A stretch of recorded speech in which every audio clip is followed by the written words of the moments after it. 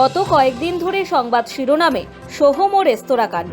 Shooting করতে গাড়ি রাখাকে কেন্দ্র করে অশান্তির জেরে রেস্তোরাঁ মালিককে মারধর করার অভিযোগ উঠেছে বিধায়ক সোহম চক্রবর্তীর বিরুদ্ধে। আগে বলেছিলেন রেস্তোরাঁ মালিককে মারধরের ঘটনায় অর্ধসত্য প্রকাশ পেয়েছে।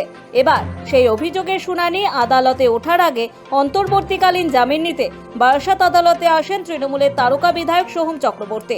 আত্মসমর্পণ করে আগাম জামিনের আর্জি জানান তিনি। জামিন মঞ্জুর করেন বিচারক। এ বিষয় নিয়ে কোনো মন্তব্য করেননি অভিনেতা। জামিন পেলেন, কি বলবেন? একটা বিতর্ক বারবার উঠছে, সরকারি পক্ষের আইনজীবীর ঘরে আর কি গেছিলেন। চণ্ডীপুর বিধানসভার বিধায়ক ও নামজাদা অভিনেতা বিতর্কের মুখে পড়েছেন আগেও। শুটিং করতে গিয়ে তার উপস্থিতিতে তার ইউনিট স্টাফকে অজগর সাপের পেটে পা দিয়ে ছবিও তুলতে দেখা গিয়েছিল উত্তরবঙ্গে। তবে এবার গত কয়েকদিন ধরে সংবাদ শিরোনামে সোহম ও রেস্তোরাঁ কাণ্ড।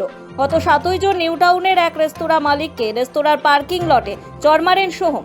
এমন অভিযোগ ঘিরে রাজ্য তোলপাড় করে যায়। রাজনৈতিক মহল থেকে অভিনয় জগৎ সর্বত্রই এই ঘটনার প্রভাব পড়ে। প্রাথমিকভাবে সোহম জানিয়েছিলেন তাকে এবং তৃণমূলের সেকেন্ড ইন কমান্ড অভিষেক বন্দ্যোপাধ্যায়কে উদ্দেশ্য করে অশালীন মন্তব্য করেছিলেন রেস্তোরাঁ মালিক আনিসুল আলম। গত শনিবার অভিযোগ দায়ের করেছিলেন রেস্তোরাঁ মালিক। সোহমের বিরুদ্ধে তাকে মারধরের অভিযোগ এনে বুধবার কলকাতা হাইকোর্টের দ্বারস্থ হন ওই রেস্তোরাঁ মালিক আনিসুল আলম। তার অভিযোগ, সোহমের বিরুদ্ধে কোনো ব্যবস্থা নিচ্ছে না পুলিশ। ইতিমধ্যে মামলা দায়ের করার অনুমতি দিয়েছেন বিচারপতি অমৃতা সিনহা। শুক্রবার সেই মামলার শুনানির সম্ভাবনা। তার আগেই আগাম জামিন নিতে বারাসাত আদালতে আসেন তিনি। বৃহস্পতিবার সকাল 10টা নাগাদ কনভয় নিয়ে বারাসাত আদালতে যান তৃণমূল বিধায়ক সোহম চক্রবর্তী। প্রথমে আইনজীবীদের সঙ্গে কথা বলেন তারকা বিধায়ক, তারপর আদালত কক্ষের ভিতরে যান। বিচারাধীন বিষয় বলে মন্তব্য করবেন না জানিয়ে বারাসাত আদালতে ঢোকার মুখে সাংবাদিকদের প্রশ্ন এড়িয়ে যান তিনি।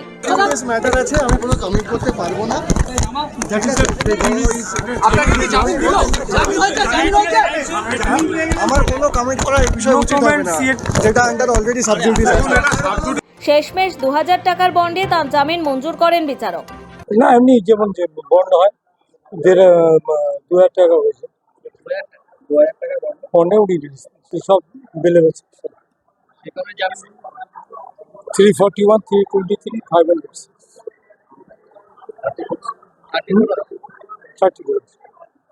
মানে জামিন জব্দ ধারা করে জামিন অল বেলে গেছে সেকশন অ্যাকচুয়ালি ই করতে।